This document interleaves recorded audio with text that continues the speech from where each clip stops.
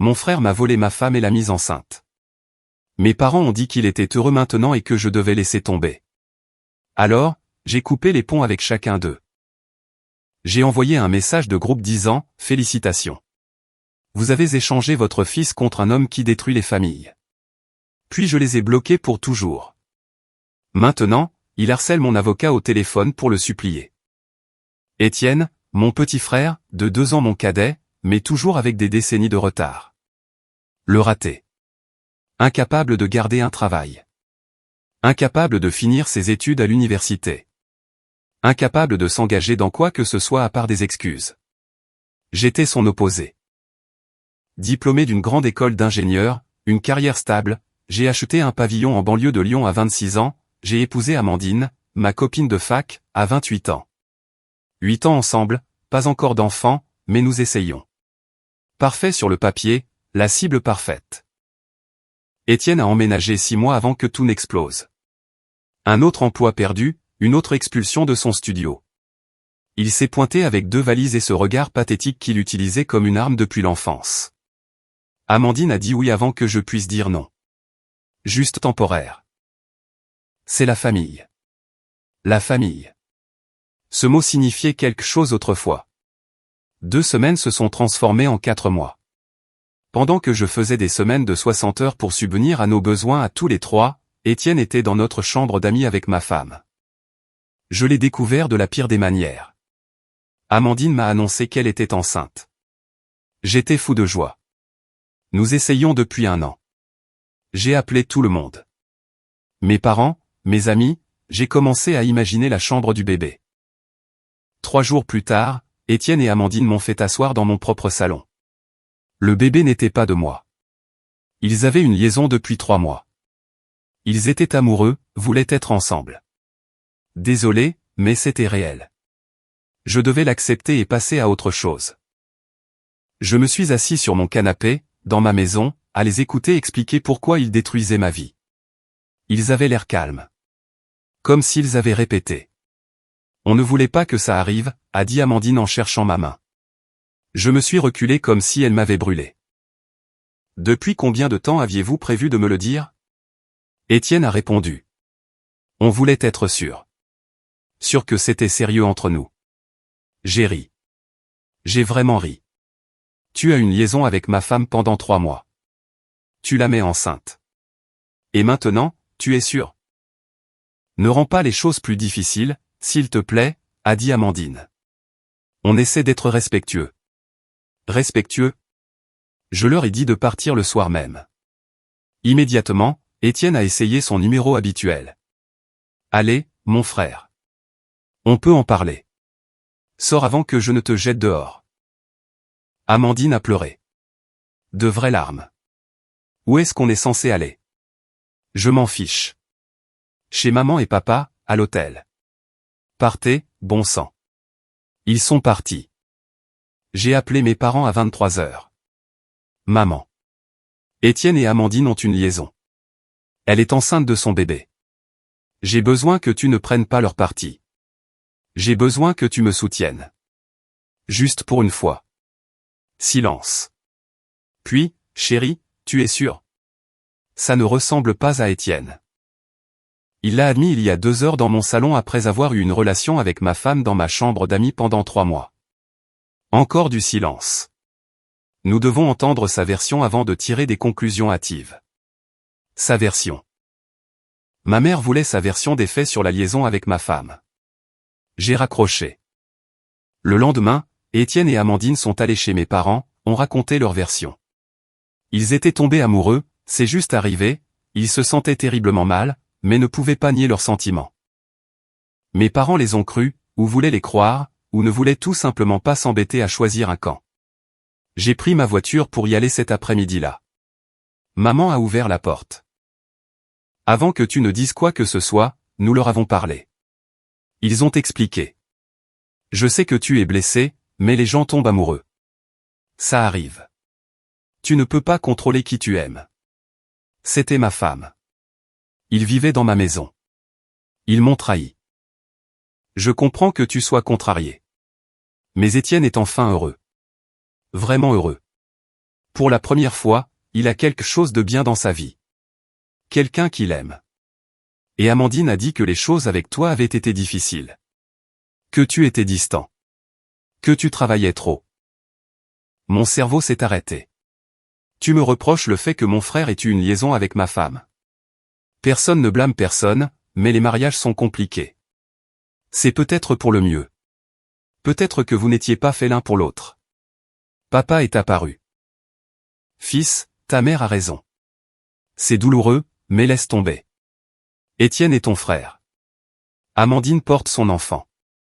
Nous devons aller de l'avant en tant que famille. Aller de l'avant en tant que famille. Oui, nous pouvons surmonter cela si tout le monde pardonne et guérit. J'ai dévisagé ces gens. Les gens qui m'ont élevé. Les gens que je croyais connaître. Des étrangers. Vous voulez que je leur pardonne? Que je joue à la famille heureuse avec le frère qui a volé ma femme et la femme qui porte son bébé? Nous voulons que tu sois le plus mature, a dit maman. Comme toujours, le plus mature. Chaque fois qu'Étienne faisait une bêtise, je devais être compréhensif. Chaque fois qu'il avait besoin d'argent, je l'aidais. Chaque fois qu'il échouait, je ramassais les morceaux.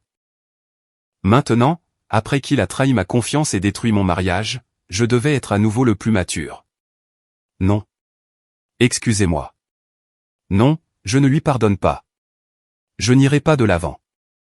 Je ne serai pas le plus mature. Ne sois pas puéril, a dit papa. C'est la famille.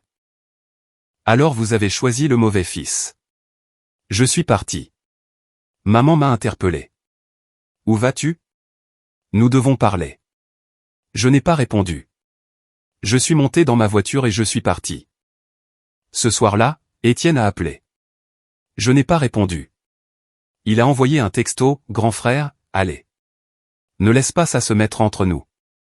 Bloqué. Amandine a appelé d'un autre numéro. S'il te plaît. Nous devons parler. Je tiens toujours à toi. Demande le divorce par l'intermédiaire d'un avocat. Ne me contacte pas. Bloqué. Maman s'est pointée le lendemain matin. Tu ne peux pas nous éviter pour toujours. Ils se sentent terriblement mal. Ils ont fait une erreur. Ils s'aiment. Tu dois l'accepter. Sors de ma propriété. Je suis ta mère. Tu as cessé d'être ma mère quand tu as pris son parti. Par où j'appelle la gendarmerie. Elle est partie en pleurant. Elle m'a traité de cruel. Elle a dit que je le regretterais. Ce ne fut pas le cas. 2 semaines plus tard, la famille élargie était au courant. Tante, oncle, cousin, tout le monde avait une opinion. La moitié pensait que je réagissais de manière excessive. Que je devais pardonner et passer à autre chose. La famille d'abord. L'autre moitié était compatissante mais silencieuse. Ne voulait pas s'impliquer. Ne voulait pas prendre parti. Personne n'a dit à Étienne et Amandine que ce qu'ils avaient fait était impardonnable. Pas une seule personne. J'ai engagé une procédure de divorce pour faute. Simple. Pas de bien commun grâce à notre contrat de mariage. Pas d'enfant. Juste des papiers pour dissoudre ce qui était mort le jour où mon frère a touché ma femme. Amandine a contesté. Elle voulait une prestation compensatoire. Elle a prétendu avoir sacrifié sa carrière. Mon avocat a détruit cet argument en 15 minutes. Le divorce a été prononcé en 6 semaines. J'ai vendu la maison. Trop de souvenirs. Trop contaminé. J'ai pris l'argent. J'ai commencé à planifier mon départ. 3 mois après la trahison, mes parents ont invité Étienne et Amandine pour le réveillon de Noël. Ils ont appelé 2 jours avant. Nous aimerions que tu viennes aussi. Il est temps de laisser ça derrière nous. Étienne et Amandine construisent une vie. Le bébé est prévu dans 4 mois. Nous voulons que tu en fasses partie. Vous les avez invités pour Noël. Notre fête de famille. Ils sont la famille, mon chéri. Et moi, que suis-je? Notre famille, aussi. C'est pourquoi nous voulons que tout le monde soit réuni pour guérir. J'ai raccroché. Ce soir-là, j'ai écrit le message, je l'ai modifié 40 fois, je l'ai rendu parfait. Puis je l'ai envoyé au groupe de discussion de la famille, aux 15 membres, parents, tantes, oncles, grand-mère. À tous ceux qui sont dans ce groupe. Félicitations. Vous avez choisi Étienne et Amandine plutôt que moi. Vous avez décidé que la liaison de mon frère avec ma femme dans ma propre maison était pardonnable. Que ma douleur n'a pas d'importance. Qu'être le plus mature signifie ravaler la trahison et faire semblant que tout va bien. Voici ma réponse. J'en ai fini avec vous tous. Avec effet immédiat. Étienne, profite de ta vie volée. J'espère que ça valait la peine de détruire ton frère. Amandine, profite de ton bébé. J'espère que chaque fois que tu regarderas cet enfant, tu te souviendras de la façon dont tu l'as conçu. Maman et papa. Profitez de Noël avec le fils que vous avez choisi. J'espère que son bonheur valait la peine de me perdre. À tous ceux qui sont restés silencieux, qui m'ont dit de passer à autre chose, qui ont cherché des excuses. Vous êtes complices. Vous avez choisi le confort plutôt que la justice. Vous avez choisi de ne pas faire de vagues plutôt que de défendre quelqu'un qui a été anéanti. Je ne pardonne à aucun d'entre vous. Je ne veux pas d'excuses. Je ne veux pas de réconciliation, ni de guérison. Ni d'aller de l'avant. Je veux juste que vous sortiez de ma vie. C'est le dernier message que j'enverrai jamais. N'appelez pas. N'envoyez pas de texto. Ne vous montrez pas. Je vous ai tous bloqués. Si vous essayez, j'obtiendrai une ordonnance de protection. Vous avez fait votre choix. Vivez avec. Je passe à autre chose sans vous. Adieu pour toujours. J'ai cliqué sur envoyer à 20h47, quelques jours avant Noël. Puis j'ai bloqué chaque numéro, les 15. Mon téléphone a explosé pendant 30 secondes. Des messages affluaient, puis le silence. Il ne pouvait plus me joindre. Je suis resté assis là, dans mon appartement vide, à fixer mon téléphone, attendant le regret, la tristesse, le doute. Je n'ai ressenti que du soulagement. Le lendemain matin, mon avocat a appelé. 14 appels aujourd'hui de votre famille. Mère, père, frère, tante, grand-mère, tous paniqués, me suppliant de vous faire rappeler. Que leur avez-vous dit? Que je suis votre avocat, pas votre messager. S'ils veulent communiquer, qu'ils envoient une correspondance écrite officielle à mon cabinet. Je l'examinerai et la transmettrai si nécessaire. Parfait. Ne transmettez rien. Vous êtes sûr? Je n'ai jamais été aussi sûr. 2 jours plus tard, Noël est arrivé et est passé. J'ai commandé des sushis. J'ai regardé des films seul. Le meilleur Noël que j'ai eu depuis des années. L'avocat a appelé le lendemain. Votre mère s'est présentée à mon cabinet hier en personne, en larmes. Suppliant d'avoir votre nouvelle adresse. Je ne la lui ai pas donnée. Elle a conduit jusqu'à votre bureau. Elle est votre père. Ils sont désespérés. Ils disent qu'ils n'avaient pas réalisé que vous étiez sérieux. Ils pensaient que vous aviez besoin d'espace. Ils sont désolés. Ils veulent arranger les choses. Ils ont eu 3 mois pour arranger les choses. Ils ont préféré inviter mon frère et sa maîtresse enceinte pour Noël. Je leur ai dit que s'ils continuaient à harceler mon cabinet, je déposerais une plainte. Ils sont partis, mais ils ne se sont pas arrêtés. Au cours du mois suivant, ils ont trouvé des moyens de me joindre. Ils ont contacté mon employeur. Les ressources humaines m'ont demandé si j'allais bien parce que mes parents inquiets avaient dit que j'avais disparu. Ils se sont pointés à mon ancienne maison. Les nouveaux propriétaires ont appelé la police. Ils ont créé de nouveaux comptes sur les réseaux sociaux. J'ai signalé et bloqué tout le monde. Ils ont envoyé des lettres par l'intermédiaire de mon avocat. Il les a renvoyées sans les ouvrir. Étienne a essayé le plus fort. 7 numéros différents, chacun bloqué immédiatement. Amandine a accouché en février. Un garçon qui porte le prénom de notre grand-père. Grand-mère a appelé mon avocat en pleurant, me suppliant de rencontrer mon neveu. Je n'ai pas répondu. 6 mois après le message de rupture, mes parents ont engagé un détective privé pour obtenir ma nouvelle adresse. Je l'ai découvert quand un inconnu a frappé à ma porte, prétendant faire une vérification de routine pour rassurer ma famille. Je lui ai dit de partir ou j'appelais la police. Ensuite, j'ai appelé mon avocat. Demandé des ordonnances de protection contre tous.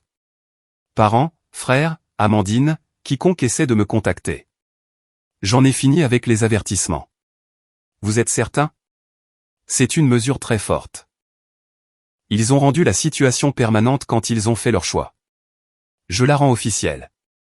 Les ordonnances de protection ont été accordées par le juge aux affaires familiales.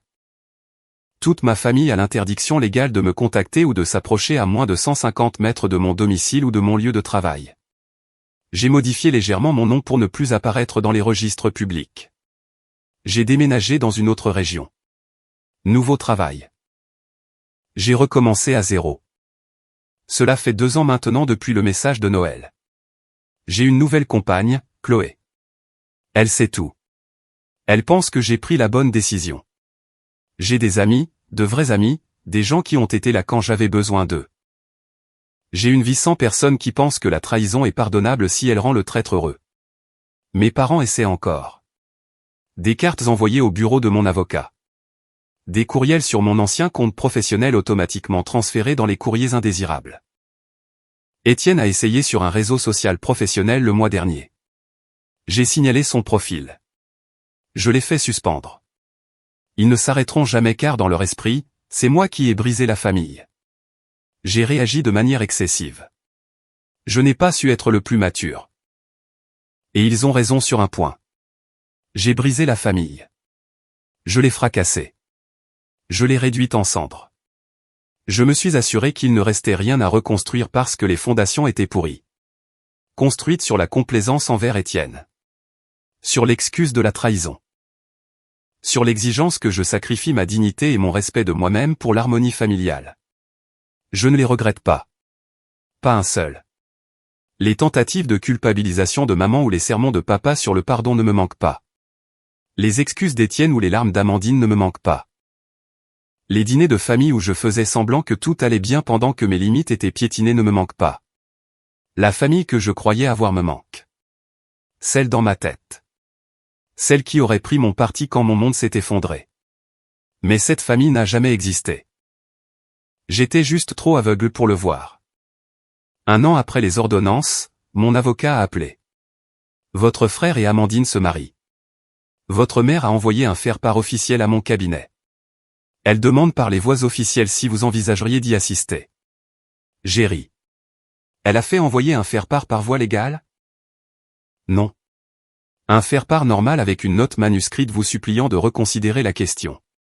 Je vous en informe par les voies appropriées, conformément à l'ordonnance. Dites-lui non ou ne lui dites rien.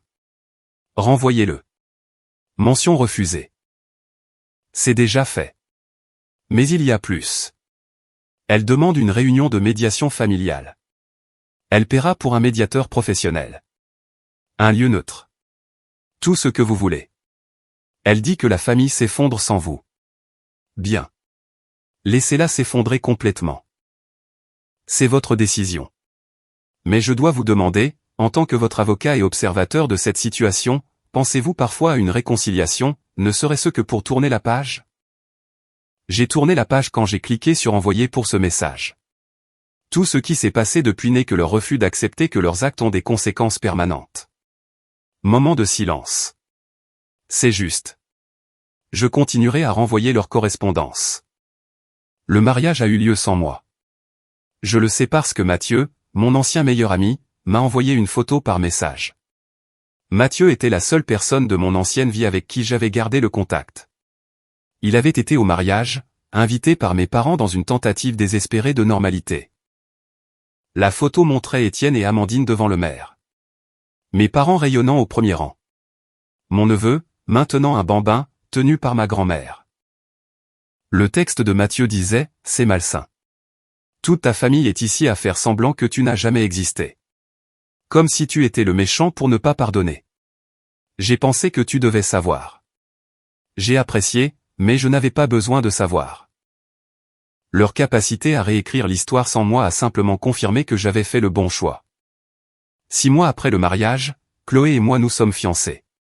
Une petite demande en mariage, privée, juste nous deux lors d'une randonnée dans les Alpes. Pas de famille à inviter. Pas de drame à gérer. Parfait. Nous avons fixé une date de mariage pour le printemps. Nous avons commencé à planifier.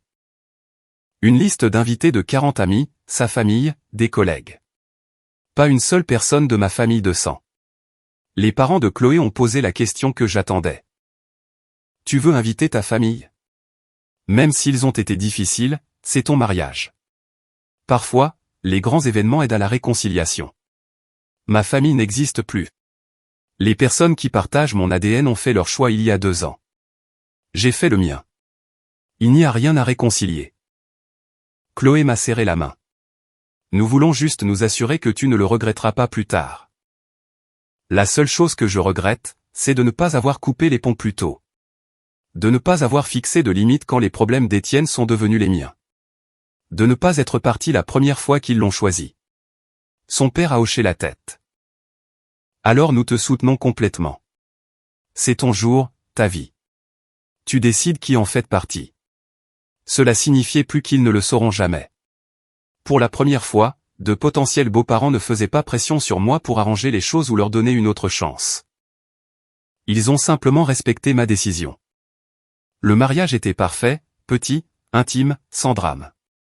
Pas d'invités inattendus. Pas de supplications de dernière minute.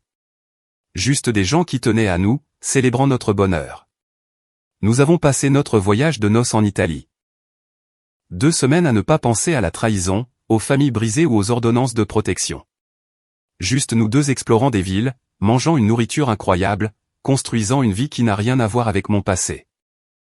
La dernière nuit à Rome, Chloé a posé la question que je savais imminente. Tu penses qu'ils arrêteront un jour d'essayer? Probablement pas. Dans leur esprit, j'ai abandonné la famille. Je suis rancunier. Ils n'accepteront jamais qu'ils ont créé cette situation. Est-ce que ça te dérange? Non. Leur refus d'assumer leurs responsabilités est exactement la raison pour laquelle j'ai coupé les ponts. S'ils avaient admis qu'ils avaient tort, s'ils avaient pris mon parti au lieu de chercher des excuses à Étienne, nous aurions pu trouver un moyen d'avancer. Mais ils ne l'ont pas fait. Ils ont choisi le confort plutôt que l'intégrité. Alors, je me suis choisi. Je suis fier de toi. Je sais que ça semble bizarre, mais c'est vrai.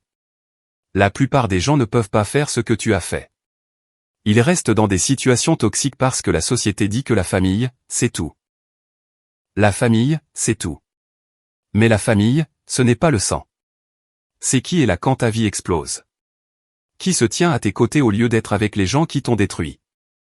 Ma famille ne l'a pas fait, alors ce n'est plus ma famille. Nous sommes rentrés le lendemain, de retour à notre vie, notre vraie vie, celle que nous construisions ensemble, libérés des personnes qui exigeaient la loyauté sans l'offrir. 2 ans après le mariage, Chloé est tombée enceinte. Nous n'avions pas essayé, mais nous ne nous protégions pas non plus, nous laissions juste la vie suivre son cours. Quand nous l'avons annoncé à ses parents, ils ont pleuré de joie, ont parlé d'être grands-parents, ont commencé à planifier une chambre d'enfant. Quand nous l'avons annoncé à nos amis, ils ont célébré la nouvelle, nous ont organisé une fête surprise, ont été présents de toutes les manières importantes. Personne de ma famille de sang ne le savait. Je préférais que ce soit ainsi, mais ils l'ont découvert d'une manière ou d'une autre. Je ne sais pas comment. Peut-être que Mathieu en a parlé. Peut-être qu'il surveillait les réseaux sociaux malgré les interdictions. Peut-être un coup de chance. Après 3 mois de grossesse de Chloé, ma mère a violé l'ordonnance de protection. Elle s'est présentée à mon lieu de travail, est entrée dans le bâtiment, a demandé à me voir à l'accueil, a refusé de partir tant que je ne descendais pas. La sécurité a appelé. Monsieur, une femme ici prétend être votre mère. Elle pleure. Elle dit que c'est une urgence. Devons-nous appeler la police? Oui. Elle a une ordonnance de protection. Elle n'est pas censée s'approcher à moins de 150 mètres de moi ou de mon lieu de travail. Compris. Nous allons nous en occuper. Je ne suis pas descendu. Je ne m'y suis pas impliqué. J'ai laissé la sécurité et la police s'en occuper pendant que je restais dans mon bureau à travailler. L'avocat a appelé 1 heure plus tard. Votre mère a été arrêtée pour violation de l'ordonnance. Elle est en garde à vue. La police veut savoir si vous voulez porter plainte. Absolument. Elle connaissait les règles. Elle a choisi de les enfreindre. Elle a dit aux policiers qu'elle avait besoin de vous voir parce qu'elle est en phase terminale. Un cancer de stade 4. 6 mois à vivre. Elle voulait faire la paix avant qu'il ne soit trop tard. J'ai eu l'estomac noué. Non pas par compassion, mais parce que je savais que c'était soit un mensonge pour me manipuler, soit une vérité qu'elle avait transformée en arme pour faire de moi le méchant. Est-ce vrai? Le cancer? Je ne sais pas. Elle pourrait mentir. Elle pourrait dire la vérité et l'utiliser comme chantage émotionnel. Dans les deux cas, vous ne lui devez pas votre présence. Portez plainte. Si elle est vraiment en train de mourir, elle peut passer ces 6 derniers mois à réfléchir à la raison pour laquelle son fils refuse de lui parler. Si elle ment, elle pourra y réfléchir en cellule. Vous êtes sûr?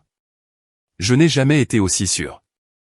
Ma mère a été condamnée à une peine de 30 jours de prison avec sursis, et l'ordonnance de protection a été prolongée et renforcée. J'ai découvert plus tard grâce à Mathieu qu'elle avait bien un cancer. Stade 4, agressif, réel. Et je n'ai toujours pas repris contact. Son cancer n'effaçait pas ce qu'elle avait fait. N'annulez pas son choix de prendre le parti d'Étienne. Ne rendez pas 3 ans de harcèlement acceptable. Mourir ne vous accorde pas l'absolution. Cela signifie simplement que vous manquez de temps pour la mériter par un changement sincère et une prise de responsabilité. Elle n'a jamais fait ni l'un ni l'autre.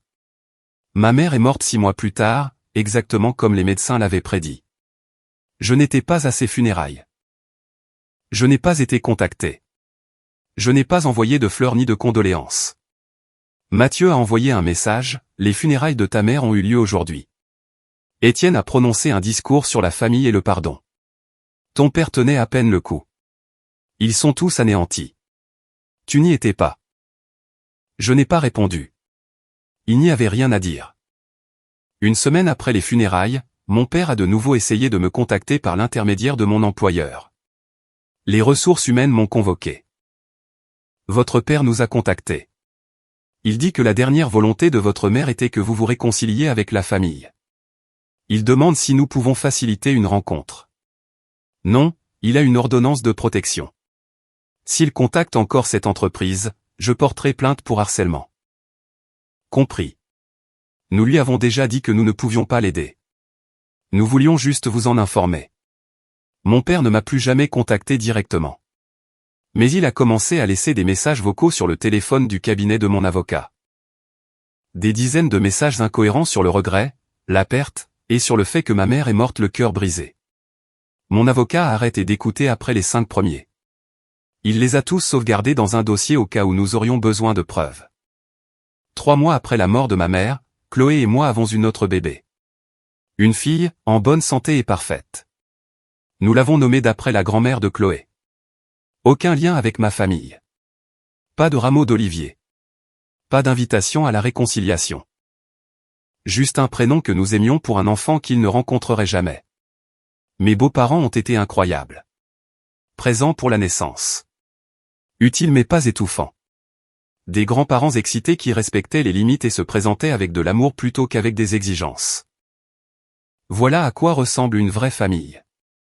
Quand notre fille a eu 6 mois, j'ai reçu une lettre. Pas par l'intermédiaire de mon avocat, mais directement chez moi, ce qui signifiait que quelqu'un avait trouvé ma nouvelle adresse malgré tout. La lettre venait d'Étienne. J'ai failli la jeter sans la lire.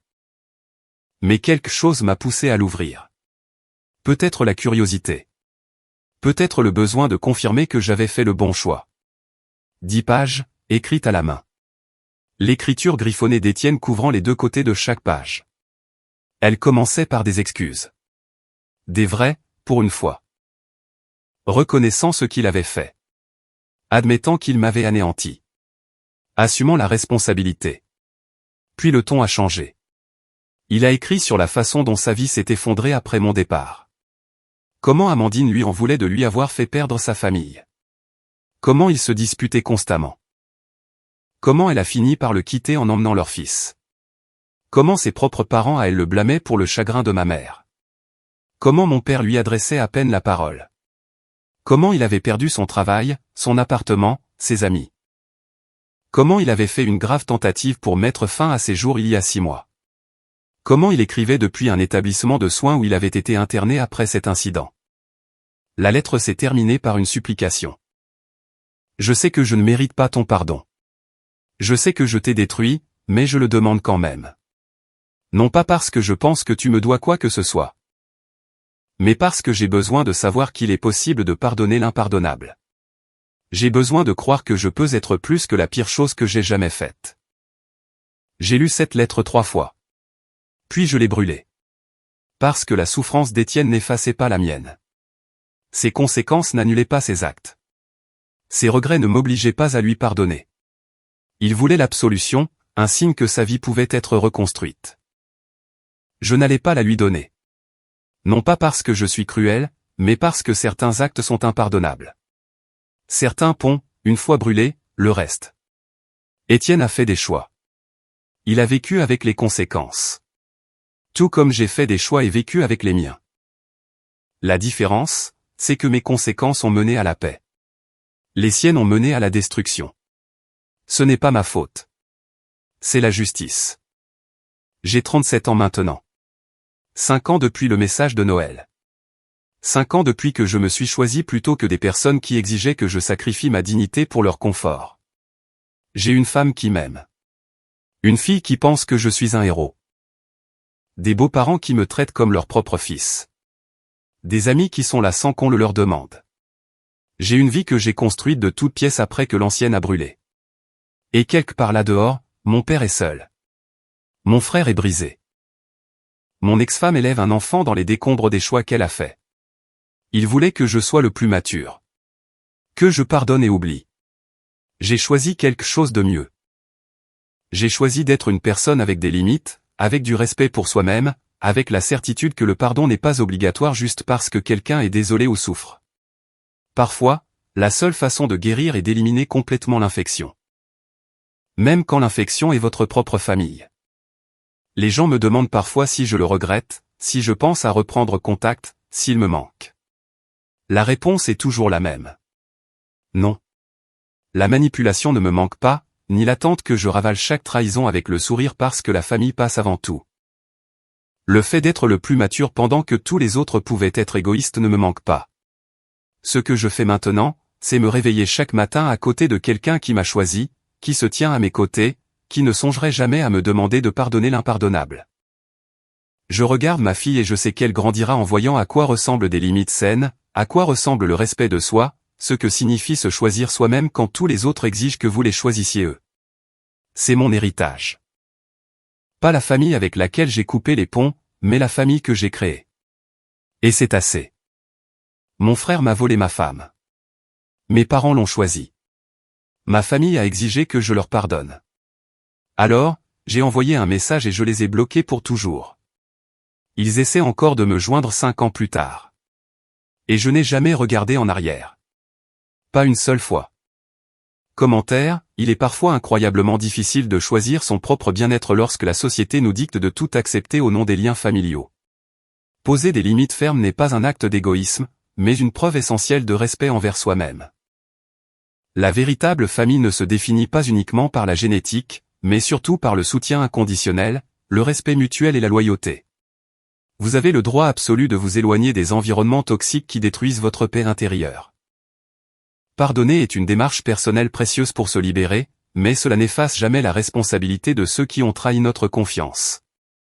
La guérison commence souvent au moment précis où l'on cesse d'attendre des excuses qui ne viendront jamais. Je vous invite à cultiver cette force tranquille qui permet de reconstruire une vie épanouissante sur des fondations saines. Entourez-vous de personnes qui célèbrent votre présence et respectent vos valeurs profondes. Prenez soin de vous et rappelez-vous que votre sérénité n'a absolument pas de prix. Si vous avez aimé, n'oubliez pas de laisser un commentaire et de soutenir la chaîne en vous abonnant. À bientôt pour les prochaines stories.